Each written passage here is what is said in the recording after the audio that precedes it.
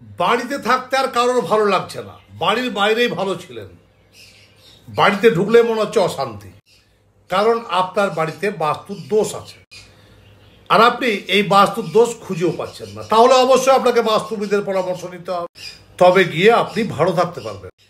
আজকে একটা ভালো রেমেডি আপনাদেরকে দিচ্ছি, অবশ্যই করবেন, ভালো ফল পাবেন।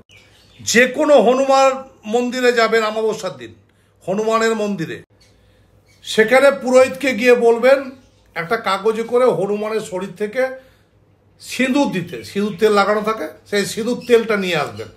সেই সিঁদুর তেল দিয়ে আপনার বাড়ির সদর দরজার মেন এন্ট্রান্স বাইরের দিকে একটা স্বস্তিক এঁকে দেবেন। দেখবেন আপনার বাড়ির নেগেটিভ এনার্জির থেকে রক্ষা পেয়ে যাবে। আমার সঙ্গে কনসাল্ট করতে অবশ্যই চেম্বারের জন্য বুকিং করুন, অথবা যারা দূরে রয়েছেন অনলাইন কনসাল্টের সুবিধা আছে,